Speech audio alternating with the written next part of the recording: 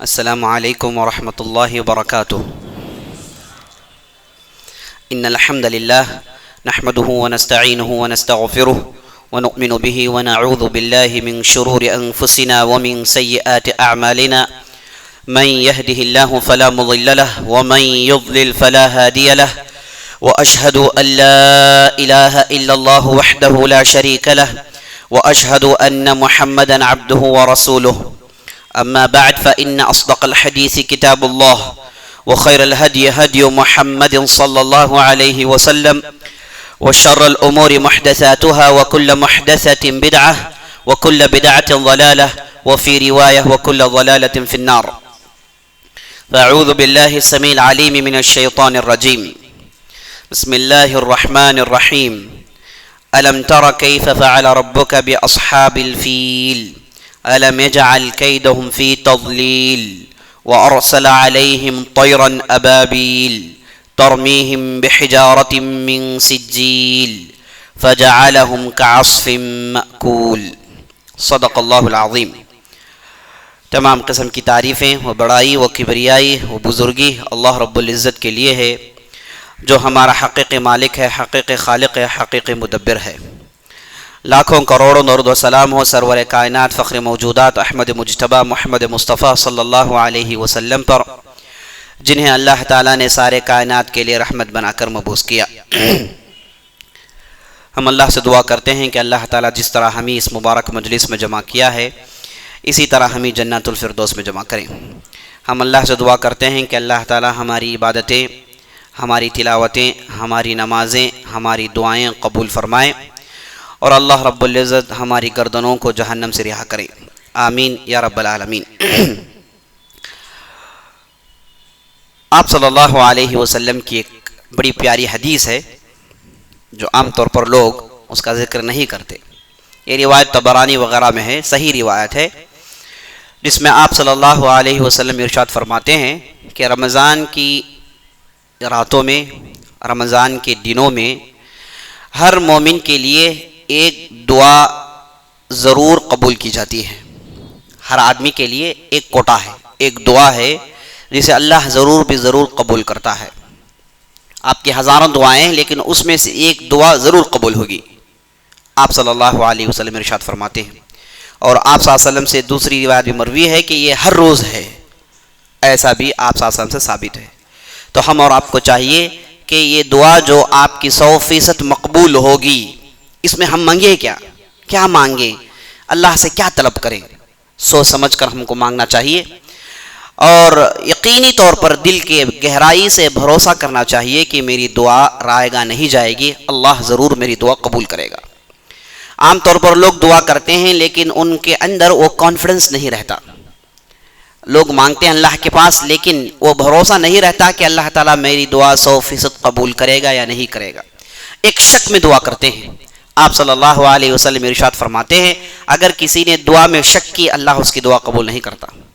آپ اللہ سے مانگیں تو پورے وثوق کے ساتھ مانگیں، پورے یقین کے ساتھ مانگیں کہ یہ جو میں مانگ رہا ہوں 100% اللہ اسے قبول کرے گا. بندے مومن کی دعا رائے گا نہیں جاتی عزیز دوستو، بیکار نہیں ہوتی. ترمذی کی روایت ہے، آپ صلی اللہ علیہ وسلم فرماتے ہیں اگر بندے مومن اللہ کی بارگاہ میں ہاتھ اٹھاتا ہے 3 میں سے ایک ہے، چوتھا نہیں، 3 میں سے ایک ہے، یا اس کی دعا فوراً قبول کر لی جائے گی، یا تو پھر اس کی دعا کو تھوڑی دنوں کے لیے اسے تاخیر کر دی جائے گی، ڈیلے کر دیا جائے گا. جب وہ اس کا زیادہ محتاج ہوگا تب وہ دعا اس کی قبول ہوگی. تیسری حالت یہ کہ اللہ رب العزت اس کی دعا اس دنیا میں قبول کرتا نہیں بلکہ اس کے مقابلے میں اجر ریوارڈ قیامت کے دن دے گا. آپ جب اللہ کے بارگاہ میں ہاتھ اٹھاتے ہیں آپ کی دعا بیکار نہیں جاتی. آپ اللہ رب العزت کی بارگاہ میں ہیں، وہاں آپ ہاتھ پھیلائے ہوئے ہیں، آپ کے ہاتھ کبھی خالی واپس نہیں آتے. اللہ، آپ صلی اللہ علیہ وسلم حدیث میں ارشاد فرماتے ہیں اللہ کو شرم آتی ہے کہ بندے مومن ہاتھ اٹھائیں اور اس کے ہاتھ کو خالی واپس کریں، یردہما صفرا، اس کے ہاتھ کو خالی چھوڑیں. اللہ کو شرم آتی ہے. اللہ کسی کی مانگ کو رد نہیں کرتا، اللہ دعا قبول کرنے والا ہے.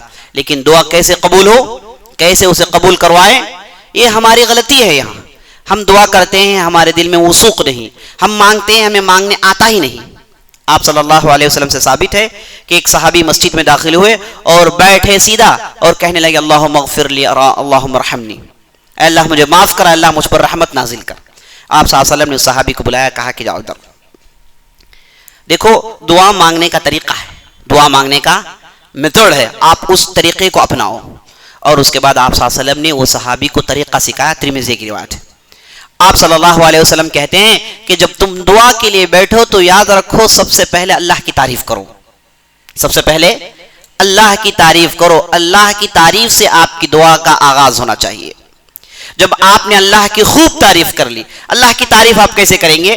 کہیں گے کہ اللہ تو مجھے پیدا کرنے والا ہے اور تو مارنے والا ہے، تو نے آسمان زمین کو بنایا، تیری قدرت کی کوئی حد نہیں، تو قادر مطلق ہے، تیری طاقت صرف تو ہی جانتا ہے۔ اللہ کی خوب تعریف کریں۔ الحمدللہ رب العالمین الرحمن الرحیم مالک یوم الدین، یہ بہترین تعریف ہے۔ اللہم لک الحمد کما ینبغی لجلال وجہک وعظیم سلطانک، یہ بہترین دعا ہے جس میں آپ کہتے ہیں کہ اللہ تیرے لیے تعریف ہو جس کا تو مستحق ہے، تو ہی جانتا ہے کہ تو کتنا بڑا ہے، ہم تھوڑی جانتے ہیں۔ اے اللہ تیری عظمت تو جانتا ہے، اے اللہ میں تیری عظمت کے واسطے سے میں تیری تعریف کرتا ہوں۔ نبی صلی اللہ علیہ وسلم حدیث میں ارشاد فرماتے ہیں جب بندے مومن یہ تعریف اللہ کی کرتا ہے تو فوراً ملائکہ دوڑتے ہیں اللہ کے پاس، کہتے ہیں کہ رب العالمین اس بندے نے تو ایسے جملے کہے ہیں اس کے تعلق سے ہم جانتے نہیں ہیں، اس کا کیا اجر لکھے، اس کی کیا تفصیل لکھے، ہم نہیں جانتے، کیونکہ اس نے یہ کہا کہ اے اللہ تیرے لیے تعریف ہو جیسے تو جانتا ہے، تیری تعریف، تیری بڑائی، تیری عظمت تو ہی جانتا ہے، ہم نہیں جانتے، ہم کیا اجر لکھیں اس کا۔ تو اللہ رب العزت کہتا ہے کہ اس کے الفاظ کو ایسے ہی ثبت کر لو، ایسے ہی لکھ دو، قیامت کے دن ہم اسے اجر دیں گے، قیامت کے دن ہم اسے اجر دیں گے۔ تو عزیز دوستو، آدمی کو چاہیے کہ تعریف سے شروع کریں۔ تو نبی صلی اللہ علیہ وسلم نے کہا فاحمد ربک، سب سے پہلے اللہ کی تعریف کرو، ثم صلی علیہ، اس کے بعد نبی صلی اللہ علیہ وسلم پر درود بھیجیں۔ ہم میں سے کتنے ہیں جو اس کا اہتمام کرتے ہیں؟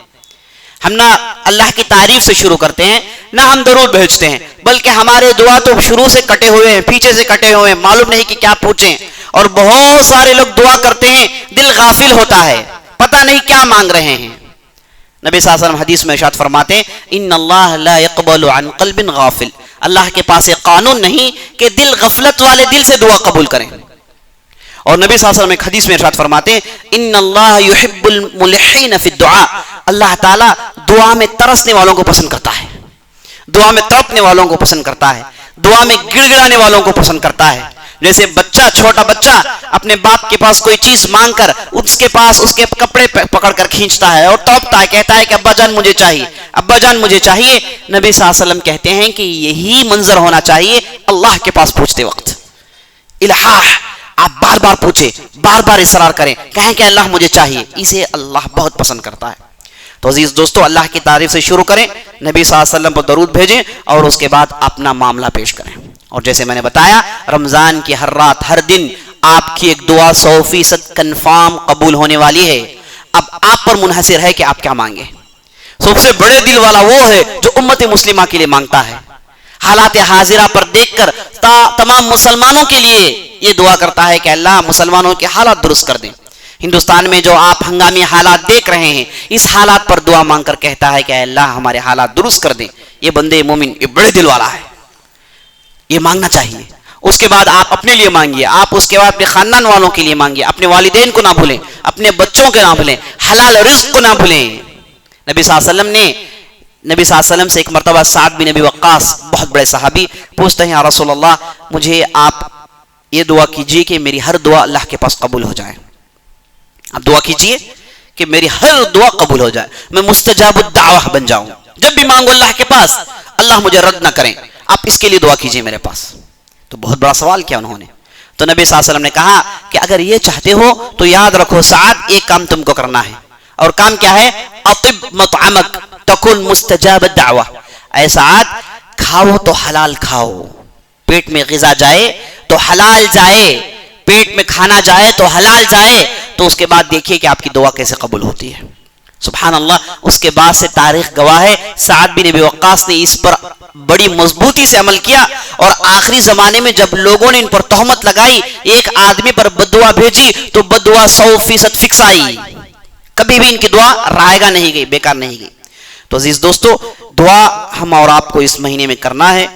دعا کے تعلق سے آپ احتیاط برتیں، دعا جیسے کرنا ہے ویسے کریں. ہر آدمی کی بکواس کو اللہ قبول نہیں کرتا، آپ کے لغو باتوں کو جو ہے اللہ قبول نہیں کرتا. اور بعض لوگ ہوتے ہیں وہ دعا میں قانون کے خلاف جاتے ہیں. اللہ کے پاس قانون ہے نا، اسی قانون کے مطابق آپ کی دعا ہونی چاہیے. یہ بے ادبی ہے کہ آپ ایسی چیزیں مانگے جو قانون کے خلاف ہو، ہے نا، اور ایسی چیز آپ نہ مانگے جو حرام ہو. اے اللہ بازو والے کا گھر مجھے دے دے، ایسے حرام دعائیں نہیں چلے گی. آپ حلال دعا مانگیں، آپ دعا حلال مانگیں اور قانون کے خلاف نہ جائیں. اے اللہ دن میں رات میں سورج نکلا جائے، ایسا نہیں ہوتا ہے نا. آپ قانون کے خلاف نہ جائیں، یہ قانون ہے، اسے اللہ بدلنے والا نہیں ہے. اور حلال آپ مانگیں، حرام سے پرہیز کریں. یہ دعا کے آداب ہیں جسے میں بتانا ضروری سمجھ رہا تھا، اس لیے میں نے مختصراً آپ کے سامنے اس کی تعارف پیش کر دی. اب چلیے اصل موضوع کی طرف آگے بڑھتے ہیں. موضوع آج ہمارا ہے نبی صلی اللہ علیہ وسلم کے معجزات. اب تک ہم نے انبیاء علیہ السلام کے معجزات دیکھے، وہ معجزات جو کتاب و سنت سے ثابت ہیں. بہت سارے ایسے معجزات ہیں جو ثابت نہیں ہیں، اس لیے ہم نے اس کا ذکر نہیں کیا. صرف ان چیزوں کو ہم نے شمار کیا جس کی دلیل موجود ہے.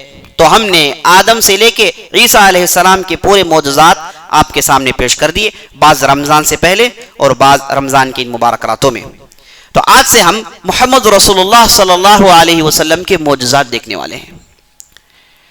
نبی صلی اللہ علیہ وسلم کی معجزات کی خوبی یہ ہے کہ عام طور پر انبیاء علیہ السلام معجزات دکھاتے ہیں نبی بننے کے بعد، نبوت میں آنے کے بعد، منظر عام میں آنے کے بعد، لوگوں سے مناظرے شروع ہونے کے بعد، لوگوں کا انکار شروع ہونے کے بعد. لیکن محمد رسول اللہ کی خوبی یہ ہے کہ اللہ نے گویا کہ ان کے لیے ہی معجزوں کو بنایا ہے. ان کی پیدائش سے پہلے سے معجزوں کا سلسلہ شروع ہو گیا، یہاں تک کہ آپ صلی اللہ علیہ وسلم کی وفات.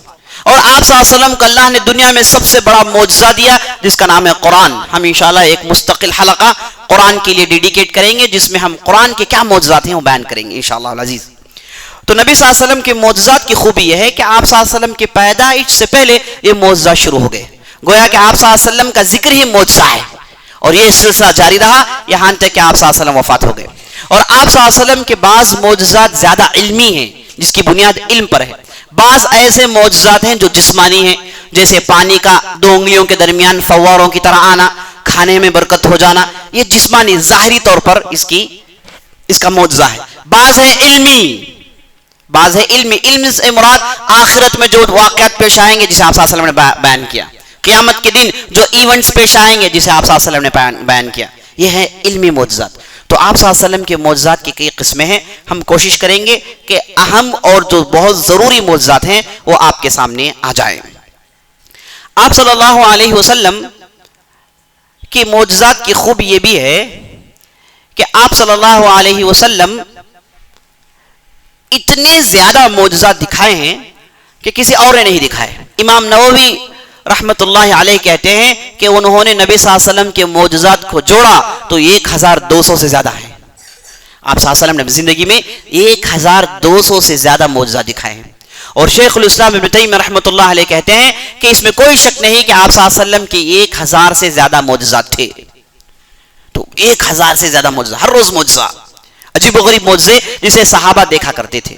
تو یہ آپ صلی اللہ علیہ وسلم کی خوبی ہے، کسی نبی نے اتنی بڑی تعداد میں معجزے نہیں دکھائے. اور تعجب کی بات یہ ہے کہ اس سے پہلے جتنے بھی انبیاء گزرے ان کے اصحاب نے، ان کے پیروں نے ان سے مطالبہ کیا، نہ کہ صرف کفار بلکہ ان کے پیروں نے ان سے مطالبہ کیا. مومن ہیں لیکن اس کے باوجود چاہتے ہیں کہ آسمان سے دسترخوان آ جائے، جیسے ہم نے کل دیکھا. تو یہ سلسلہ جاری رہا سوائے محمد رسول اللہ کے. ان کے پیروں نے کبھی بھی، ان کے اصحاب نے کبھی بھی کسی بھی معجزے کا مطالبہ نہیں کیا، بلکہ آپ صلی اللہ علیہ وسلم نے ایسے ہی دکھایا، گویا کہ آپ صلی اللہ علیہ وسلم کا رہنا ایک بہت بڑا معجزہ تھا.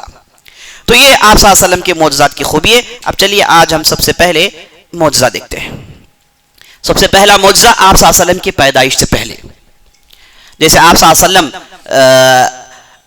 وسلم احمد اور دوسری روایتوں سے ثابت ہے کہ آپ صلی اللہ علیہ وسلم کہا کرتے تھے انا دعوت ابی ابراہیم وانا دعوت عیسیٰ، میں ابراہیم علیہ السلام کی دعا ہوں، میں عیسیٰ علیہ السلام کی دعا ہوں. جیسے ابراہیم علیہ السلام نے ایک دعا میں کہا ربنا بعث فیہم رسولا یتلو علیہم آیاتک ویعلمہم الکتاب ویزکیہم، اے اللہ ان کے درمیان ایک ایسا رسول بھیج جو ان کی تلاوت کر کے سنائے انہیں انہیں پاک کریں، صحیح دین میں رکھیں. ابراہیم علیہ السلام کی دعا تھی.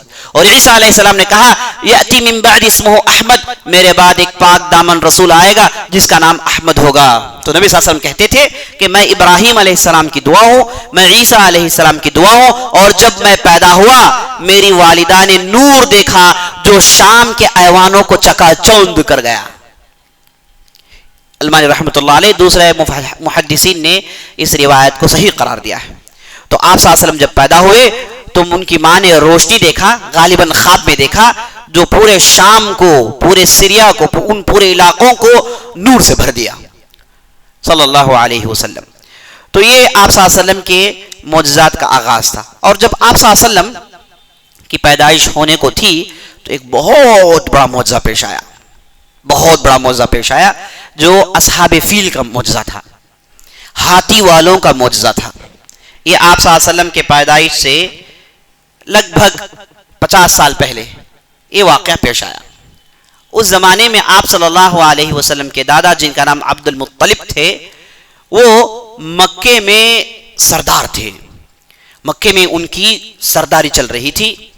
اس زمانے میں ہوا یہ کہ ایک آدمی بلکہ ایک بادشاہ جس کا تعلق یمن سے تھا، اس کا نام تھا ابرہا.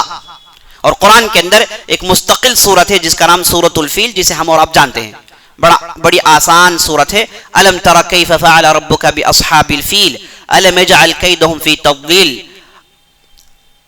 یہ جو سورت جو نازل ہوئی، یہ سورت جو ہے عزیز دوستو اسی قصے سے متعلق ہے. بہرحال یہ واقعہ مختصراً یہ ہے کہ یمن کا ایک بادشاہ تھا جس کا نام ابرہا. ٹھیک ہے، یہ اصل میں اس کا تعلق ابیسینیا سے تھا. وہاں کا جو اصل بادشاہ تھا اس نے یمن کو اپنے قبضے میں لے لیا، اور جیسے یمن اس کے قبضے میں آ گیا وہاں سے اس نے ایک گورنر بھیجا جس کا نام ابرہا. یہ جب یمن پہنچا تو تعجب کی بات اس کے لیے یہ تھی، اس نے دیکھا کہ عرب بڑی تعداد میں سب یمن سے نکل کر پورے مکہ جاتے ہیں سال میں ایک مرتبہ، اور وہاں جا کر ایک گھر کی طواف کرتے ہیں، وہاں رہتے ہیں، مینا جاتے ہیں، مزدلفہ جاتے ہیں، اور بڑے مقدس نظر سے دیکھتے ہیں. اور یہ جو ابرہا گورنر بن کر آیا یمن کا، یہ چاہتا یہ تھا کہ یمن میں ترقی ہو، یمن میں تجارت ہو، یمن میں ڈیولپمنٹ ہو. اس نے 1000 کوشش کی لیکن یہ ہو نہیں پایا، کیونکہ عرب سال میں ایک مرتبہ مکہ پہنچتے اور مکے میں جہاں یہ حج کرتے ساتھ ساتھ تجارت کرتے، حج کرتے ساتھ ساتھ تجارت کرتے، گویا کہ پورے عرب کا پرانے زمانے سے مرکز تھا. یہ ابرہا کو یہ بات سمجھ میں نہیں آئی کہ کیوں ایسے ہو رہا ہے، کیوں میں یمن کو ایسا نہ بناؤں، کیوں لوگ یمن کو نہ آئیں اور میرے اکنامکس کیوں نہ ڈیولپ ہوں. اس کے لیے اس نے مکمل کوشش کی اور ہر قسم کی کوشش کی. کبھی اس نے بڑے بڑے بازار بنائے اور کبھی آنے والے تاجروں کو اس نے بہت سارے ڈیڈکشنز دیے اور بہت سارے ان کے ٹیکسز کم کیے، لیکن پھر بھی وہ اکنامیکل ڈیولپ ہو نہیں پایا. جب غور کیا تو اسے معلوم ہوا کہ یہ سب جا کے مکے میں جمع ہوتے ہیں، یہی بنیادی وجہ ہے. اس جمعیت کو توڑ دوں گا تو میری تجارت ترقی کر جائے گی. یہ سوچ کر اس نے ایک پروگرام بنایا کہ پورے عرب کو اس طرف ملتوی کریں، اس طرف یمن کی طرف متوجہ کریں. عزیز دوستوں، عرب جو ابراہیم علیہ السلام کے نسل سے تھے، ابراہیم علیہ السلام کے نسل سے تھے، اور اس کے بعد یعرب بن قحطان کے نسل سے تھے. ابراہیم علیہ السلام کے زمانے سے لے کر یہ کعبے کی بہت اہمیت تھی اور پورے مکے میں جمع ہوتے تھے، اور مکے میں جہاں یہ تجارت کرتے تھے ساتھ ساتھ زبان دانی بھی کرتے تھے. زبان دانی، قصائد سنانا، شعر و شاعری سنانا، زبان کی جو ہے آگ اس میں مقابلہ کرنا، یہ ان کے پاس موجود تھا. یہاں تک کہ جہاں چیزوں کی تجارت کی منڈیاں لگتی تھی وہاں پر شعر و شاعری کی منڈی بھی لگتی تھی. شعر و شاعری کی باقاعدہ منڈی جسے سوق عکاظ کہتے تھے، وہاں پر بڑی تعداد میں جمع ہو کے شعر و شاعری کہا کرتے تھے. تو عرب جو اپنی زبان کے دیوانے تھے، ساتھ ساتھ تجارت سے بھی لگاؤ تھی، انہیں مکے سے کعبے سے توڑنا تقریباً ناممکن تھا.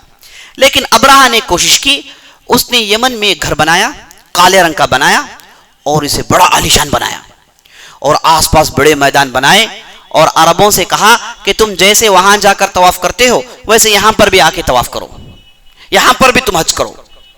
اس کالے ڈبے میں کیا رکھا گیا ہے؟ ہم نے بھی کالے ڈبہ بنایا ہے، آؤ ادھر آ کے اس کا بھی تم طواف کرو. تو اس نے جب موسم آیا تیار کرنے کے بعد تمام عرب سے کہا کہ آؤ آ کر چکر کاٹو. کوئی نہیں آیا. یہ 1 سال اس نے کوشش کی، دوسرے سال کوشش کی، لیکن کوئی نہیں آ رہا ہے۔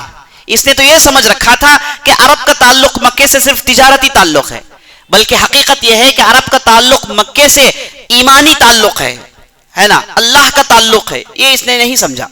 اب اس کے بعد دوسرے سال اس نے لوگوں پر الزامی کہا کہ تم آ کے اس کا طواف کرو گے ورنہ تمہیں سزا دی جائے گی۔ تو مجبوراً بعض لوگ آئے، وہ آ کے اس کے طواف کرنے لگے۔ کہا جاتا ہے کہ قریشی اس وقت، ایک قریش کا آدمی اس وقت یمن میں تھا، جب اس نے اس گھر کو دیکھا تو اسے مذاق سوچی، وہ چپکے سے گھر میں چلا گیا، جا کر اس نے گندگی گھر میں پھیلا دی اور چپکے سے یمن چھوڑ کے مکہ بھاگ گیا۔ جب یہ ابرہہ کو خبر ملی کہ قریش کا ایک آدمی آیا اور اس نے یہ جو گھر بنایا گیا ہے اس میں جا کے گندگی کر دی، تو اسے کافی غصہ آیا، کہا ایسا کیسے کر سکتا ہے؟ پوچھا کہ کس نے کیا؟ لوگوں نے بتایا کہ قریش کا فرد۔ پوچھا کہ قریش کون ہے؟ کہا گیا کہ قریش وہ ہیں جو مکے کے ذمہ دار ہیں۔ قریش ایسا قبیلہ ہے جسے سارے عرب قبائل مانتے ہیں، وہ سردار قبیلہ ہے، اس کی زبان معتبر ہے، اسی کو امام مانتے ہیں۔ لوگوں نے تعریف کی تو اسے کافی غصہ آیا اور حسد میں آ گیا اور چاہا کہ قریشیوں کو مزہ چکائیں، اور اعلان کیا تو بہت بڑا لشکر تیار ہوا۔ اور اس بار اس نے لشکر میں ہاتھی داخل کر لیے، کیونکہ یہ افریقہ سے اس کا تعلق تھا، جانتا تھا کہ عرب ہاتھی سے ڈرتے ہیں، تو اس نے وہاں سے ہاتھی منگوایا اور لشکر میں ہاتھی کو داخل کر لیا، اور ایک وقت مقرر پر لوگوں کو لے کر مکے کی طرف چلنے لگا۔ اور یہ سارے مکے میں، سارے عرب میں بات پھیل گئی کہ ابرہہ یمن کا گورنر اب مکے کو ڈھانے کے لیے آ رہا ہے، ساتھ اس نے ہاتھی لائے ہیں اور چاہتا ہے کہ پورے کعبے کو ڈھا دیں۔ اب یہ اپنا سفر شروع کیا۔ جیسے ہی اپنے علاقے سے نکلا تو بعض عرب قبائل اسے روکنے کی کوشش کی، لیکن اس کی اتنی طاقت تھی کہ روک نہیں پائے۔ انہیں اس نے بڑے آسانی سے بھسم کر دیا، اور ان میں سے بعض افراد کو غلام بنا کے، خاص طور پر ایک آدمی تھا جس کا نام حبیب بن نفر، اسے اس نے غلام بنا لیا، اور جب اسے قتل کرنا چاہتا تھا، حبیب نے کہا کہ تم مجھے قتل کرو گے تو تمہیں نقصان ہے، اگر قتل نہیں کرو گے تو میں تمہیں کعبے کا راستہ دکھاتا ہوں، میں عرب کے راستوں سے واقف ہوں۔ تو ابرہہ نے کہا کہ ٹھیک ہے ہمارے ساتھ چلو۔ تو یہ لشکر لے کر کئی دن سفر کرنے کے بعد وقت مقرر پر طائف پہنچا۔ کہا جاتا ہے طائف میں بنو ثقیف ایک قبیلہ رہتا ہے، وہ قبیلہ جیسے ہی اس کی طاقت کو دیکھا، سب لا کے ہتھیار ڈال دیے، اور سب نے کہا کہ دیکھو ہم اور کعبے سے کوئی تعلق نہیں، تم جاؤ تمہارا کام کرو، ہم نے کچھ بھی نہیں کیا، ڈر گئے تھے یہ۔ تو ابرہہ نے کہا کہ اگر ایسی بات ہے تو مجھے تم لوگ کعبے کا مختصر راستہ بتا دو۔ تو ان میں سے ایک آدمی آیا جس کا نام تھا ابو رغال، اس نے مختصر راستہ بتایا مکے کی طرف۔ اس راستے پہ چل کے ابرہہ اپنے لشکر کو لے کر ایک ایسی جگہ پہنچا جس کا نام ہے المغمس۔ المغمس یہ علاقہ آج بھی ہے، آج بھی جب حاجی مینا پہنچتے ہیں تو ایک جگہ انہیں جلدی جانا چاہیے۔ آج یہاں پر ایک برج بنی ہوئی ہے جس میں حاجی چل کے جاتے ہیں۔ یہ اس وقت آتا ہے جب لوگ مینا سے نکل کے کنکری مارنے کے لیے جاتے ہیں، تو راستے میں یہ علاقہ آتا ہے جسے مغمس کہتے ہیں۔ یہاں پر ایک برج بنی ہوئی ہے، یہاں پر اصل میں تیزی سے چلنا ہے کیونکہ یہاں پر اللہ کا عذاب آیا، لیکن موقع نہیں ملتا، بھیڑ زیادہ ہونے کی وجہ سے آپ جلدی نہیں چل پاتے۔ بہرحال یہاں پر لا کر اس نے اپنے لشکر کو روکا، اور اس کے ساتھ ہاتھی تھا جو بالکل آگے آگے تھا۔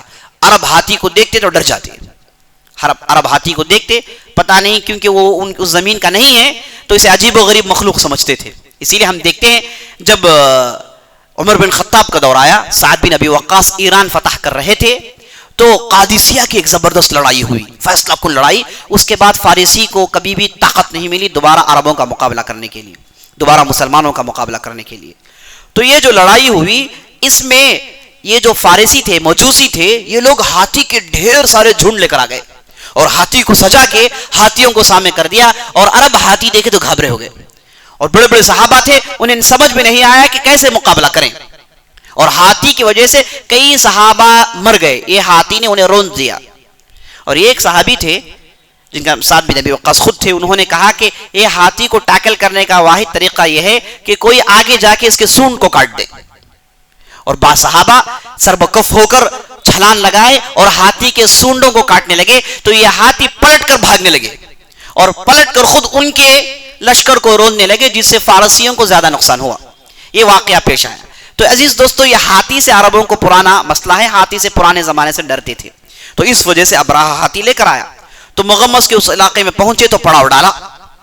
پڑاؤ ڈالنے کے بعد ابرہہ نے چند لوگوں کو بلایا, بلا کر کہا کہ جاؤ جا کر مکے میں اعلان کر دو کہ ہم آ گئے ہیں, کہہ دو کہ ہم کعبہ ڈھانے والے ہیں, اور تم جتنے بھی مویشی جانور آپ کو نظر آئے سب کو پکڑ لے آنا.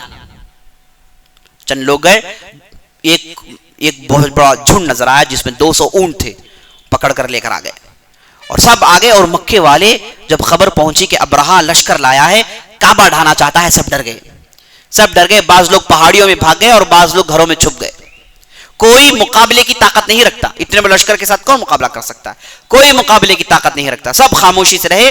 اور اس کے بعد ابرہہ دیکھا کہ کوئی مقابلے کے لیے نہیں آ رہا تھا, وہ یہ سوچ رہا تھا کہ لڑنے کے لیے مکے والے آئیں گے اور مجھے روکنے کی کوشش کریں گے, لیکن کوئی مکہ والا آگے نہیں بڑھا, سب خاموش ہیں, گویا کہ راستہ کھول دیے, کہہ رہے ہیں کہ آؤ چلو مکہ ڈھا دو, کعبہ ڈھا دو.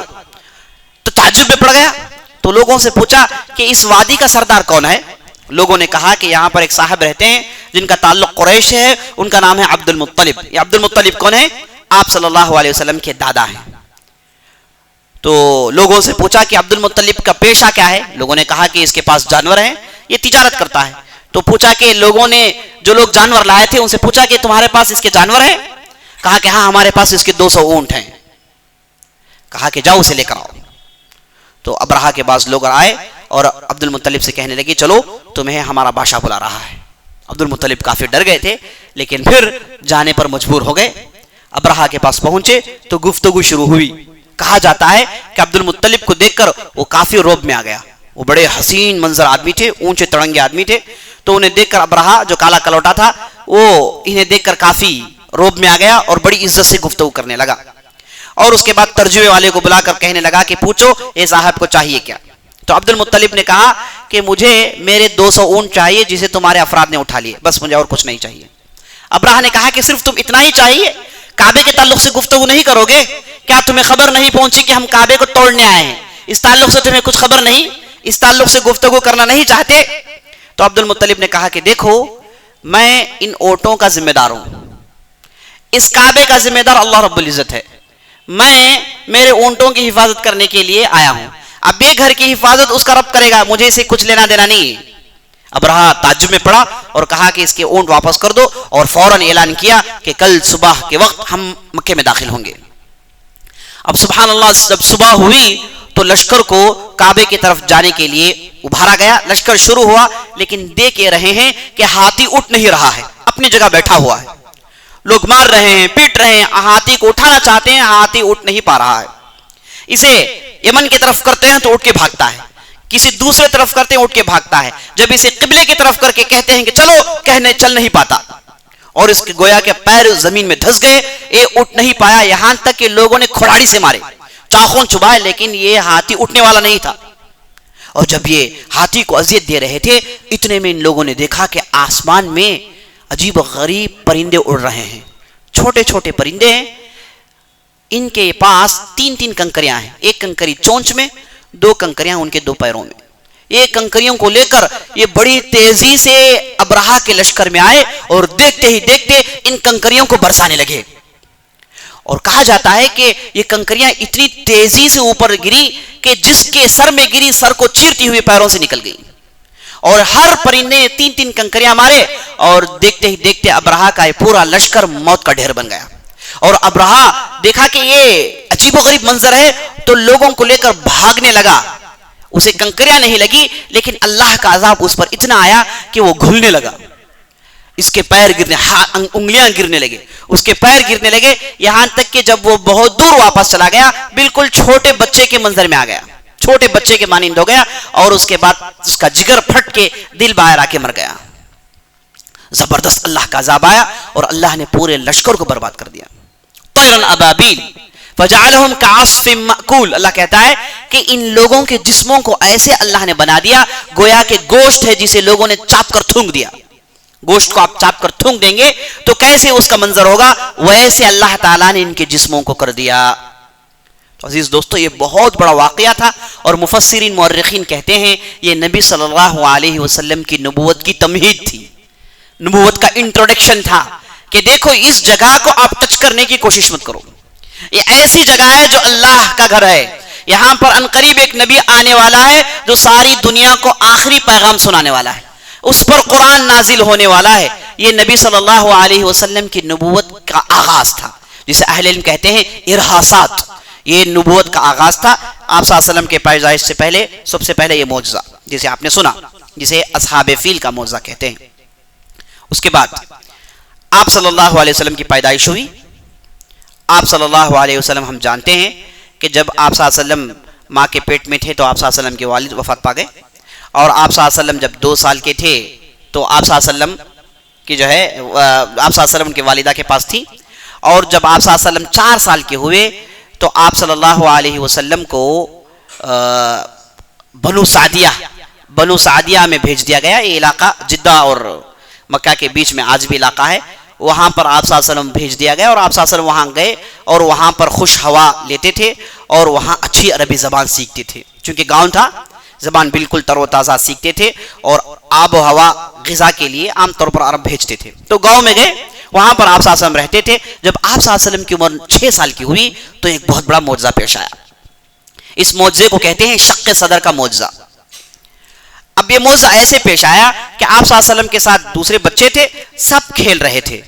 آپ صلی اللہ علیہ وسلم کی جب عمر 6 سال کی تھی تب کا یہ واقعہ ہے۔ اس وقت آپ صلی اللہ علیہ وسلم کے ساتھ آپ صلی اللہ علیہ وسلم کے چچا حمزہ ہیں، آپ صلی اللہ علیہ وسلم کے ساتھ ابو سفیان ہے رضی اللہ عنہ، اور آپ صلی اللہ علیہ وسلم کے ساتھ ابن مخزوم ہیں۔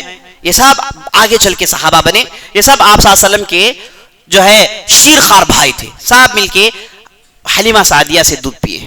تو یہ سب بچے کھیل رہے تھے۔ اچانک یہ ہوا کہ آپ صلی اللہ علیہ وسلم کو 2 ملک نظر آنے لگے جو قریب آئے۔ انہیں دیکھتے ہی آپ صلی اللہ علیہ وسلم کا چہرہ پیلا پڑ گیا۔ وہ قریب آئے، آپ صلی اللہ علیہ وسلم کو اٹھا کر لٹا دیے۔ لٹانے کے بعد آپ صلی اللہ علیہ وسلم کے سینے کو چاک کیا گیا، اور اس کے بعد آپ صلی اللہ علیہ وسلم کے دل کو نکالا گیا، اور پھر دل کو چاک کیا گیا۔ اندر 2 کالے نقطے تھے، ان نقطوں کو نکالا گیا۔ 2 کالے نقطے تھے، ان 2 نقطوں کو نکالا گیا، اور اس کے بعد ان میں سے ایک صاحب نے دوسرے صاحب سے کہا کہ برف کا پانی لاؤ، تو برف کا پانی پیش کیا گیا، اس پانی سے دل کو دھویا گیا۔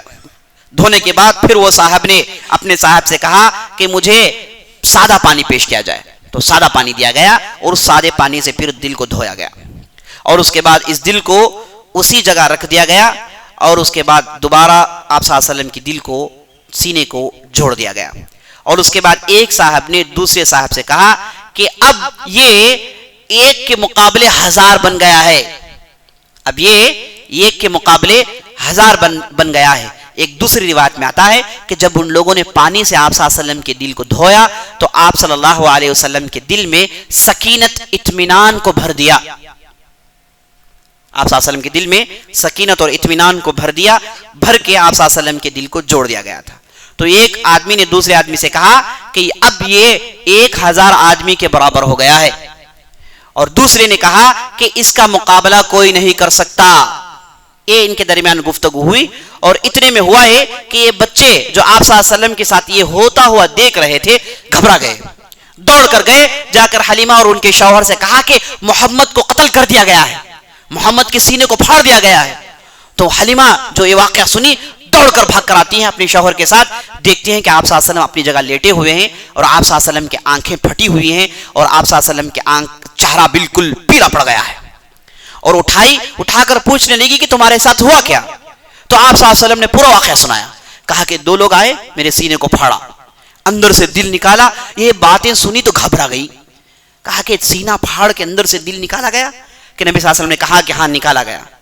تو گھبرا گئی، فوراً اپنے شوہر سے کہتی ہیں کہ مجھے ایسے معلوم ہوتا ہے کہ محمد کو کچھ ہو گیا ہے، کچھ اثرات ہو گئے ہیں، کچھ پریشانی ہو گئی، چلو ہم واپس کر دیتے ہیں۔ اب جو ہے ہم لڑ کر 2 سال پالنے کے بعد لے کر گئے، اور پھر لڑ کر واپس لے کر آئے تھے نبی صلی اللہ علیہ وسلم کو، کیونکہ آپ صلی اللہ علیہ وسلم کی برکتیں اتنی تھی کہ وہ پورے ترقی کر گئے تھے۔ اب اس بار انہوں نے یہ جب واقعہ دیکھا ڈر گئے، کہنے لگے کہ چلو واپس کر دیتے ہیں، ہم کو جو ہے پریشانی مول لینے کی ضرورت نہیں۔ تو واپس لے کر گئے، ان کی ماں کے پاس کہا کہ چلو ہم آپ کے بچے کو واپس کرتے ہیں۔ بی بی آمینہ نے کہا کہ وقت سے پہلے لے کر آ گئے ہو، ابھی تو وقت ہے، تم لوگ کا سیزن تو بعد میں آتا ہے، اتنی جلدی کہاں لے کر آ گئے؟ تو انہوں نے کہا کہ نہیں نہیں، ہم چاہتے ہیں کہ بچہ آپ ہی کے پاس رہیں۔ آمینہ نے کہا کہ نہیں، کچھ ہے، اس وجہ سے تم لوگ ڈر گئے ہو، بتاؤ کہ کیا ہوا۔ تو اس کے بعد آمینہ نے کہا کہ تمہارے اس بچے کے ساتھ ایسے ایسے پیش آیا ہے، پوچھو تمہارا بچہ خود کہتا ہے۔ اور نبی صلی اللہ علیہ وسلم سے پوچھا گیا تو نبی صلی اللہ علیہ وسلم پھر وہی سنایا۔ مائی آمینہ نے کہا کہ یہ میرا بچہ بابرکت بچہ ہے، اس کی برکتوں کو میں نے پیدائش کے دوران دیکھا ہے، اس بچے کو اللہ تعالیٰ کچھ بھی نہیں کرے گا۔ یہ کہہ کے واپس رکھ لیتی ہیں۔ اس کے بعد سے آپ صلی اللہ علیہ وسلم مکے میں رہتے ہیں، یہ آپ صلی اللہ علیہ وسلم کا دوسرا معجزہ۔ اور اسی طریقے سے جب آپ صلی اللہ علیہ وسلم نبی بن گئے تو بہت سارے معجزے دکھائے۔ ایک بہت بڑا معجزہ جو قابل ذکر ہے، وہ معجزہ ہے چاند کو دو ٹکڑے کرنا، انشقاق القمر، اور قرآن نے بھی اس کا ذکر کیا ہے، وَاقْتَرَبَتِ السَّاعَةُ وَانشَقَّ الْقَمَرُ، قیامت قریب آ گئی ہے، چاند کے ٹکڑے ہونے والے ہیں۔ بڑا مضبوط، بڑی مضبوط اس کی ابتدا ہے۔ کہا جاتا ہے ہٹلر، ہم جانتے ہیں نازی پارٹی کا بڑا آرمی جنرل، ایسی تقریر کرتا تھا، تقریر 5 منٹ کرتا تھا، بس پوری لشکر تیار ہو جاتی تھی موت کے منہ میں چھلانگ لگانے کے لیے، موت کے منہ میں چھلانگ لگانے کے لیے اتنی زبردست تیاری کرتا تھا، اور 5 منٹ کی تقریر کے لیے کئی مہینے تیاری کرتا، اور صرف 5 منٹ تقریر کرتا اور پورے کا پورا لشکر گویا کہ آگ لگ جاتا ہے ان کے درمیان۔ کہا جاتا ہے کہ اس کا ایک دوست تھا جو عراق سے اس کا تعلق تھا، تو ایک مرتبہ یہ تقریر تیار کر رہا تھا تو اسے کوئی بات سمجھ میں نہیں آ رہی کہ کیسے آغاز کریں، 5 منٹ میں کہنا ہے پوری باتیں، تو اسے سمجھ میں نہیں آ رہا تھا کہاں سے شروع کریں کہاں سے ختم کریں، پریشان تھا۔ تو اتنے میں اس نے عراقی اس ساتھی سے پوچھا کہ میں چاہتا ہوں کہ ایک زبردست انٹروڈکشن ہو، شروع بات گرم ہو، تمہارے پاس اس تعلق سے کچھ ہے؟ تو عراقی جو صاحب عربی تھے انہوں نے کہا کہ میرے پاس اس کا نسخہ ہے، میرے پاس ایک کلام ہے، تم پڑھ کر دیکھنا، ہو سکتا ہے کہ اس میں تمہارے لیے کچھ مل جائے۔ یہ گئے، جا کر قرآن لا کر ہاتھ میں دے دیا ہٹلر کے، اور جب وہ قرآن پڑھ رہا تھا تو اس کی نظر اس آیت پر پڑی جس کا میں نے ذکر کیا، سورہ قمر کی پہلی آیت، اقتربت الساعۃ وانشق القمر، قیامت قریب آ گئی ہے اور چاند کے ٹکڑے ٹکڑے ہونے والے ہیں۔ تو یہ آیت اسے اتنی لبھائی کہ اچھل پڑا، کہا کہ کیا کلام ہے، کیا پاورفل کلام ہے، اور اس کے بعد جب اس نے تقریر کی تو اس کی تقریر کا آغاز اسی آیت سے کیا اس نے۔ اور اسی لیے دیکھیں گے آپ، یہ ہٹلر آخری دم تک مسلمانوں کا طرفدار رہا، آخری دم تک مسلمانوں کا طرفدار رہا، اور جب فلسطین میں ہنگامے ہو رہے تھے تو اس وقت فلسطین کو سپورٹ کرنے والا صرف ایک آدمی تھا، اور فلسطین میں جب ہنگامے ہو رہے تھے تو فلسطین کے لیڈر تھے جن کا نام امین الحسینی، یہ باقاعدہ ہٹلر کے پاس گئے اور ہٹلر کے پاس جا کر باقاعدہ اس مدد مانگ کر لائے برٹش کے خلاف۔ اور یہی ہٹلر آپ دیکھتے ہیں کہ یہاں سے ہندوستان سے ایک صاحب جن کا نام تھا بھوسلے، کیا نام ہے ان کا، نیتا جی سبھاش چندر بوس، ہے نا، یہ بھی باقاعدہ ہٹلر سے اچھے تعلقات تھے، اور ہٹلر کے کہنے پر اس نے لشکر بنائی۔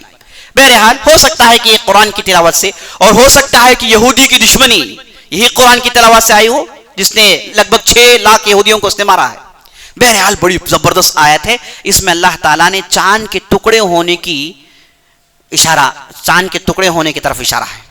تو آپ صلی اللہ علیہ وسلم سے ثابت ہے، بخاری کی روایت ہے، عبداللہ بن مسعود رضی اللہ عنہ کہتے ہیں کہ ہم منا میں تھے، آپ صلی اللہ علیہ وسلم کی گفتگو کفار سے گرم ہو رہی تھی، تو وہ زمانہ بڑا ہی ہنگامے کا دور تھا، اور عبداللہ بن مسعود وہ صحابی ہیں جن کا نمبر 9 ہے، 9ویں آدمی ہیں جنہوں نے اسلام قبول کیا، بالکل آغاز کے آدمی ہیں، بنو حذیل سے ان کا تعلق تھا۔ یہ کہتے ہیں کہ ہنگامے کا زمانہ تھا تو مشرکین نبی صلی اللہ علیہ وسلم سے عجیب و غریب مطالبے کر رہے تھے، تم نبی ہو تو فلاں چیز لاؤ، تو نبی ہو تو ایسے کام کر دکھاؤ۔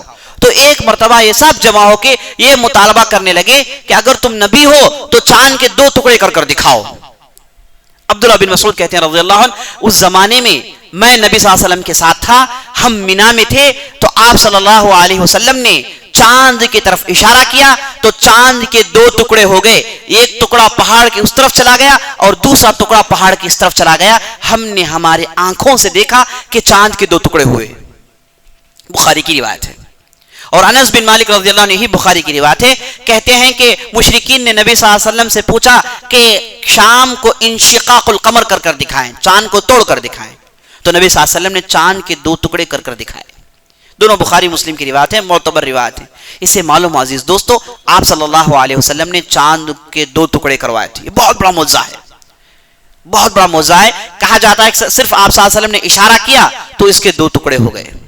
اور میں نے اس تعلق سے بعض کتابیں پڑھی تو مجھے معلوم ہوا کہ جب امریکہ سے سب سے پہلے چاند میں لوگ گئے ہے نا، اس وقت مختلف قسم کے لوگ تھے، اس میں آرمسٹرانگ مشہور آدمی تھا، وہ گئے تو انہوں نے جب چاند میں ریسرچ کیا تو واپس آ کر ان لوگوں نے جو نوٹس لکھے، جو رپورٹس لکھے، اس میں ان لوگوں نے یہ شک ظاہر کیا کہ یہ ایسے محسوس ہوتا ہے کہ ایک زمانے میں یہ چاند کے 2 ٹکڑے ہوئے ہیں. ہم دیکھے ہیں باقاعدہ اس کے ٹکڑے ہونے کے آثار چاند میں موجود ہیں. اور اس کے بعد یہ صاحب نے ریسرچ کیا، مختلف کتابیں پڑھی تو لوگوں نے بتایا کہ محمد رسول اللہ کی زندگی میں یہ چیز ہوئی ہے، آپ صلی اللہ علیہ وسلم نے چاند کو توڑ کر دکھایا ہے. تو اس کے بعد انہیں یہ چیز جو وہ لوگ تقریباً امپاسبل سمجھ رہے تھے، بعد میں انہیں ایمان آیا کہ واقعی ہم نے جو دیکھا ہے صحیح ہے. سبحان اللہ. اس کی تاریخ کی اور ایک بھی گواہی ہے. یہاں پر جہاں مالدیوز ہے اس کے بازو ایک دوسرے قسم کے آئی لینڈز تھے جو آج کل بجھ گئے. اس آئی لینڈز کو سراندیپ کہا جاتا ہے. آئی لینڈز نکلتے ہیں پھر بجھ جاتے ہیں، ایسے سلسلہ جاری رہتا ہے. تو ایک سراندیپ کا علاقہ تھا، وہاں ایک بادشاہ رہتا تھا اور وہ اپنے محل میں تھا، اوپر جا کے بیٹھ کے کچھ کر رہا تھا تو اتفاقاً اس وقت نبی صلی اللہ علیہ وسلم نے چاند کے 2 ٹکڑے کیے. اس نے اپنے آنکھوں سے دیکھا کہ چاند کے 2 ٹکڑے ہوئے اور اس نے فوراً اسے تاریخ کی کتابوں میں لکھا. کہا کہ فلان تاریخ میں ہمارے یہاں عجیب و غریب واقعہ پیش آیا، وہ یہ کہ چاند کے 2 ٹکڑے ہوئے. سبحان اللہ. آج بھی یہ تاریخی گواہی کے طور پر ان کے پاس موجود ہے، چاند کے 2 ٹکڑے ہوئے. تو عزیز دوستو، یہ کوئی ایسی چیز نہیں جسے ہم مان نہیں سکتے، جیسے بعض لوگوں نے انکار بھی کیا چاند کے کیسے ٹکڑے ہو سکتے. حقیقت یہ ہے کہ یہ نبی صلی اللہ علیہ وسلم کا معجزہ ہے. آپ صلی اللہ علیہ وسلم نے اسے کر دکھایا. بخاری، مسلم اور دوسری روایتوں سے ثابت ہے کہ آپ صلی اللہ علیہ وسلم نے چاند کے 2 ٹکڑے کی. یہ بہت بڑا معجزہ ہے کہ چاند کو 2 ٹکڑے کرنا. یہ آپ صلی اللہ علیہ وسلم کے معجزات میں سے ہے. اسی طریقے سے آپ صلی اللہ علیہ وسلم کے معجزات میں سے بچپن ہی میں آپ صلی اللہ علیہ وسلم پر نبوت کے آثار تھے. اور آپ صلی اللہ علیہ وسلم کہتے تھے، بخاری کی روایت ہے، خدا کی قسم میں مکے کے اس سڑک کے اس پتھر کو جانتا ہوں. میں جب چھوٹا تھا، جب بھی اس پتھر کے پاس سے گزرتا یہ پتھر مجھے سلام کہتا. خدا کی قسم میں جانتا ہوں، آج بھی مکہ جاتا ہوں تو یہ پتھر مجھے سلام کہتا ہے. اور بعض صحابہ کہتے ہیں کہ اس کا سلام کرنا ہم نے اللہ کی قسم سنی ہے. تو آپ صلی اللہ علیہ وسلم بچپن ہی میں کہتے تھے کہ یہ فلاں راستے میں فلاں پتھر مجھے سلام کیا کرتا تھا. تو آپ صلی اللہ علیہ وسلم جب چھوٹے تھے تو ایک مرتبہ سفر کرنے کا موقع ملا. اس وقت آپ صلی اللہ علیہ وسلم کی عمر 13-14 سال کی تھی. اپنے چچا جن کا نام ابو طالب تھا، ان کے ساتھ سفر پر گئے. شام کی طرف اس بار رخ ہے، تجارت کرنے کے لیے عرب اس زمانے میں شام کی طرف جاتے تھے. تو ساتھ انہوں نے نبی صلی اللہ علیہ وسلم کو لے لیا. گئے، جا کر شام میں پڑاؤ ڈالے. شام ایک ایسا علاقہ ہے جہاں پر عیسائی اور یہودی زیادہ رہتے ہیں، چونکہ یہ شام بڑا بابرکت علاقہ ہے اور اس وجہ سے یہ لوگ ادھر ہمیشہ رہتے ہیں.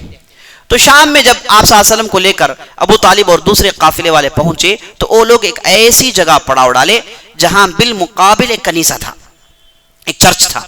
وہاں کا ایک پادری تھا جس کا نام تھا بحیرہ. یہ کافی مشہور پادری تھا. تو اس کے بالکل کلیسا کے سامنے ان لوگوں نے پڑاؤ ڈالا. تو آپ صلی اللہ علیہ وسلم ساتھ تھے. اس وقت آپ صلی اللہ علیہ وسلم کو جیسے میں نے بتایا 13-14 سال کی تھی. تو پڑاؤ ڈالتے ہی یہ جو بحیرہ تھا یہ اپنے کلیسا سے اتر کر آیا. گویا کہ اسے ایسے محسوس ہو رہا تھا کہ یہاں پر کچھ عجیب و غریب ہو رہا ہے، یہاں پر کچھ کرشمے ہو رہے ہیں جسے وہ پہچان گیا. سیدھے پڑاؤ کے پاس آیا، آ کر کہنے لگا کہ کل تمہارے لیے ہمارے یہاں دعوت ہے، تم تمام آؤ، میں تمہیں دعوت کھلانے والا ہوں. تو پورے عرب آ گئے. بحیرہ نے دعوت چلائی. تو بعض لوگوں نے پوچھا کہ ہم نے اس سے پہلے کبھی بھی تمہیں یہ دعوت دیتے ہوئے نہیں دیکھا ہے، اس بار تم انوکھا کر رہے ہو، کیا معاملہ ہے؟ تو بحیرہ مجمع پر نظر ڈالا، ادھر ادھر آنکھیں کی اور فوراً پوچھنے لگا کہ کیا کسی کو تم لوگوں نے بھلا دیا ہے؟ کیا کوئی خیمے میں رہ گیا ہے یا پورے آ گئے ہو؟ تو ابو طالب نے اٹھ کر کہا کہ میرا چھوٹا لڑکا ہے، میں نے اسے خیمے میں چھوڑ دیا ہے، وہ سامان کی دیکھ بھالی کر رہا ہے. کہا کہ جاؤ اسے لے کر آؤ، اسی لیے تو دعوت چل رہی ہے، اسی لیے تو دعوت چل رہی ہے. تو ابو طالب گئے، جا کر محمد رسول اللہ کو لائے. تو یہ آنکھیں پھاڑ پھاڑ کے نبی صلی اللہ علیہ وسلم کو دیکھنے لگا اور نبی صلی اللہ علیہ وسلم کو بلا کے الگ چلا گیا اور اس کے بعد نبی صلی اللہ علیہ وسلم سے پوچھنے لگا کہ تم سوتے کیسے ہو، تم خواب میں دیکھتے کیا ہو، تم کیسے کہتے ہو. نبی صلی اللہ علیہ وسلم سے اس نے کئی سوالات کیے اور اس کے بعد اس نے کہا کہ میں تمہیں لات و عزا کی قسم دیتا ہوں کہ بتاؤ تمہارے کھانے میں کیا ہے. نبی صلی اللہ علیہ وسلم نے جیسے لات و عزا کا نام سنا تو چہرہ چڑچڑا ہو گیا. کہا کہ میں انہیں پسند نہیں کرتا، میں انہیں پسند نہیں کرتا. تو بحیرہ نے کہا کہ میں تمہیں اللہ کا واسطہ دیتا ہوں، بتاؤ تمہارے کھانے میں ہے کیا. تو نبی صلی اللہ علیہ وسلم نے اپنی قمیض کھولی تو کھاندا ہٹا کر دیکھا تو آپ صلی اللہ علیہ وسلم کے کھاندے میں نبوت کا مہر ہوا کرتا تھا. تو اسے دیکھا اور چوما اور کہا کہ قمیض پہن لو. اور اس کے بعد باہر نکلا، جا کے سیدھا ابو طالب کو پکڑ کر کہنے لگا کہ دیکھو یہ بچہ معمولی بچہ نہیں ہے.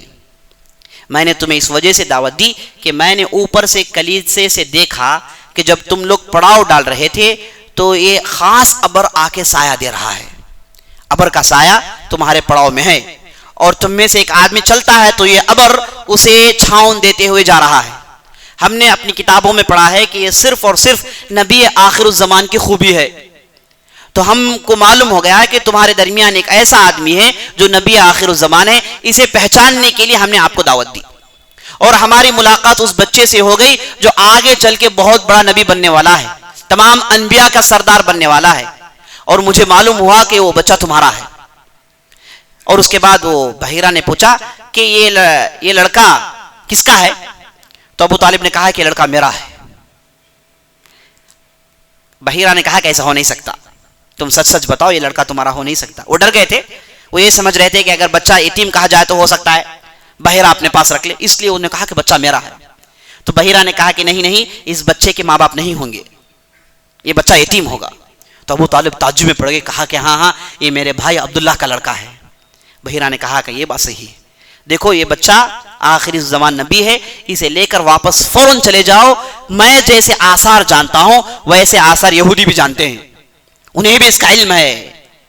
اور مجھے خدشہ اس بات کا ہے کہ یہ یہود انبیاء کو قتل کرنے والے ہیں، ہے نا. انبیاء سے انہیں الرجی ہے، عجیب و غریب لوگ ہیں. انبیاء سے انہیں پرابلم ہے، رسولوں سے پرابلم، نیک لوگوں سے انہیں پرابلم ہے. اگر معلوم ہو جائے ہو سکتا ہے کہ قتل کر دیں. اس لیے میں تمہیں تنبیہ کرتا ہوں کہ فوراً بچے کو لے کر نکل جاؤ، آگے مت بڑھو. تو ابو طالب گھبرا گئے، فوراً اپنا پروگرام کینسل کیا، نبی صلی اللہ علیہ وسلم کو لے کر مکہ واپس آ گئے. اور اسی طریقے سے جب نبی صلی اللہ علیہ وسلم نوجوان ہوئے تو آپ صلی اللہ علیہ وسلم تجارت کرتے تھے. آپ صلی اللہ علیہ وسلم کے خاص سٹاف تھے جن کا نام تھا میسرہ. یہ کہتے ہیں کہ ایک مرتبہ میں نبی صلی اللہ علیہ وسلم ایک تجارت میں گئے تو آپ صلی اللہ علیہ وسلم اپنا سامان ڈال کے ایک جھاڑی کے تلے لیٹ گئے. جب آپ صلی اللہ علیہ وسلم لیٹ گئے تو میرے پاس ایک راہب آیا، ایک پادری آیا، مجھے پکڑ کر کہنے لگا کہ یہ صاحب جو لیٹے ہیں یہ کون ہے؟ میں نے کہا کہ ان کا نام محمد ہے، یہ مکے سے آئے ہیں، یہ بڑے اچھے آدمی ہیں، تاجر ہیں. تو فوراً پادری نے کہا کہ جان رکھو یہ نبی آخر الزمان ہے، کیونکہ یہ جب سو رہے ہیں ان کے آس پاس میں 2 فرشتے دیکھ رہا ہوں جو ان کی حفاظت کر رہے ہیں. یہ صرف انبیاء کے ساتھ ہوتا ہے. عزیز دوستو، یہ واقعہ سے ہم کو یہ بات معلوم ہوتی ہے کہ گویا کہ وہ زمانے میں یہ عیسائی یہودی انتظار کر رہے تھے، نبی صلی اللہ علیہ وسلم کا بڑے زور و شور سے انتظار کر رہے تھے. اور مدینے کے اندر جو یہود تھے یہ باقاعدہ اعلان کرتے تھے، وہاں ان کے ساتھ جو عرب تھے کہتے تھے کہ آخری زمانے میں نبی آنے والے ہیں، ابھی ان کا وقت قریب آ گیا ہے، وہ آئیں گے تو ہم ایمان لانے کے بعد تم لوگوں کو خوب پیٹیں گے. یہ کہا کرتے تھے. کانوا یستفتحون، قرآن بھی کہتا ہے کہ یہ کہا کرتے تھے کہ نبی آخری زمان آئیں گے اور ان کے ساتھ مل کے تم عربوں کو ہم ماریں گے. اور اس کے بعد آپ سن رہے ہیں واقعات شام کے اندر اور دوسرے علاقوں میں بڑے زور و شور سے بے تابی سے انتظار کر رہے تھے نبی آخر الزمان آئیں گے. اور انتظار کرنے والے یہود تھے اور ساتھ ساتھ عیسائی. اسی لیے آپ دیکھیں گے قرآن نے جن لوگوں کو ٹارگٹ بنایا وہ کون ہے؟ یہود و نصارہ. اس کے بعد مشرکین ہیں. سب سے زیادہ آیتیں انہی کے متعلق ہیں، سب سے زیادہ آیتیں موسیٰ علیہ السلام کے متعلق ہے. کیوں؟ موسیٰ علیہ السلام کا واقعہ دیکھیے قرآن میں چھایا ہوا ہے. سورہ قصص موسیٰ علیہ السلام کا پورا بچپنا ہے. آپ اور آگے بڑھیے، موسیٰ علیہ السلام تقریباً آپ کو ہر سورے میں نظر آئیں گے. اور اس کے بعد عیسائیوں کے تعلق سے ذکر، عیسیٰ علیہ السلام کے تعلق سے ذکر آپ لگ بھگ پورے قرآن میں دیکھیں گے. وجہ اس کی یہ ہے، بار بار اللہ دہراتا ہے، بار بار موسیٰ کا واقعہ، بار بار عیسیٰ کا واقعہ. اس وجہ سے اللہ دہراتا ہے کیونکہ یہی لوگ اصل ٹارگٹ ہیں، یہی لوگ تو انتظار کر رہے ہیں نا.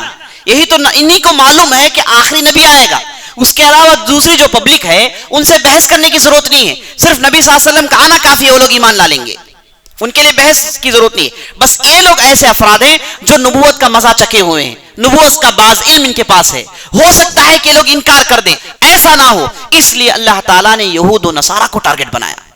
بار بار قرآن کے اندر انہی کے لیے تاکید ہے، بار بار انہی کو کبھی تعریف کی گئی، کبھی اللہ نے تعریف کیا ہے عیسائیوں کا، وہ بات کہا کہ دیکھو ایمان لا لو، یہی آخری نبی ہے جس کے تعلق سے تم لوگ انتظار کر رہے تھے۔ اور اللہ نے قرآن میں بھی کہا الذین، جو لوگ ان کے تعلق سے انتظار ہیں، یعرفونہ کما یعرفون ابناءہم، انہیں ایسے جانتے ہیں جیسے ان کے بچے ہیں۔ تو اس وجہ سے آپ دیکھیں گے پورا قرآن یہود و نصارہ کو ٹارگٹ کرتا ہے، اور سبحان اللہ قیامت تک کے لیے یہی ہمارے دشمن ہے، کوئی دوسرا دشمن نہیں ہے، انہی کو ہم جو ہے ٹارگٹ بنانا ہے، انہی کے اندر مسلمانوں کو نکالنا ہے، یہی ایسے لوگ ہیں جو آپ کے مقابلے کے لیے آ کے کھڑے ہوں گے، اور آپ صلی اللہ علیہ وسلم بھی انہی کا زیادہ مقابلہ کیے، عیسائیوں کا زیادہ مقابلہ ہوا، اور اس کے بعد جب صحابہ کا زمانہ آیا تو عیسائیوں سے زیادہ مقابلہ ہوا، اور قیامت کے قریب آپ دیکھیں گے آپ صلی اللہ علیہ وسلم کہتے ہیں کہ عیسائی اتنے بڑی تعداد میں آئیں گے کہ ان کے پاس 12,000 جھنڈے ہوں گے، اور ہر جھنڈے تلے 12,000 عیسائی ہوں گے، اتنی بڑی تعداد میں آئیں گے، اور مسلمانوں سے فیصلہ کن معرکہ ہوگا۔ حدیثوں میں سے کہا گیا الملحمۃ الکبریٰ، آخری، جسے یہ لوگ آرمیگڈون کہتے ہیں، جسے لوگ آرمیگڈون کہتے ہیں، آخری لڑائی، اور یہ سمجھتے ہیں کہ لڑائی اس میں وہ عیسیٰ علیہ السلام ان کے ساتھ ہوں گے، لیکن حقیقت یہ ہے کہ عیسیٰ علیہ السلام ہمارے ساتھ ہوں گے، اور یہ عیسائی اور یہ یہودیوں کو بتایا جائے گا کہ دیکھو نبی آخر زمان پر ایمان لانے والے ہی سچے مومن ہیں، اور تمہارا ایمان بگڑا ہوا ہے۔ انشاءاللہ عزیز دوستو یہاں پر اپنی بات ختم کرتے ہیں، انشاءاللہ کل کی مجلس میں اور ہم معجزات اسی ڈھنگ سے آپ کے سامنے پیش کرتے جائیں گے، اور ہم کوشش کریں گے کہ بیچ میں اولیاء رحمت اللہ علیہم اجمعین کے کرامات بھی آپ کے سامنے لائیں۔ اللہ تعالیٰ سے دعا ہے کہ ہم جو بھی کہتے ہیں، جو بھی سنتے ہیں، اس کے مطابق عمل کرنے کی توفیق بخشے۔ سبحان ربک رب العزت عما یصفون وسلام علی المرسلین والحمد للہ رب العالمین۔ اس کے متعلق کوئی سوال ہے تو کر سکتے ہیں۔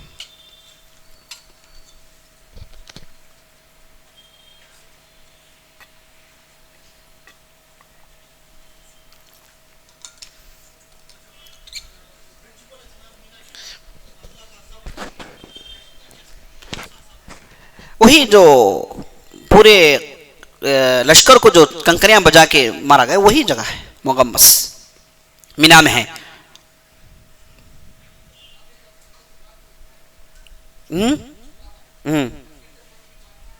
کوئی نہیں پھوڑے گا۔ سوال یہ کر رہے ہیں کہ کعبہ آخری تک ایسے ہی حالت رہے گا یا پھر اسے کوئی آ کر پھوڑے گا؟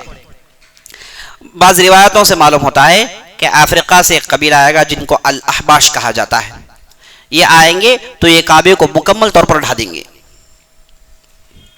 اور اسے توڑنے کے بعد اس کے اندر جو خزانے ہیں، اس کے اندر جو سونے کے ہرن ہیں، کعبے کے نیچے ڈھیر سارا خزانہ ہے، یہ خزانے کو حاصل کرنے کی کوشش کریں گے۔ یہ بھی ہے قیامت کے قریب یہ چیز ہوگی۔ اللہ ہم اور آپ کو محفوظ رکھے، واللہ اعلم۔ سبحان اللہ و بحمدہ، سبحانک اللہم و بحمدک، اشہد ان لا الہ الا انت، استغفرک و اتوب الیک۔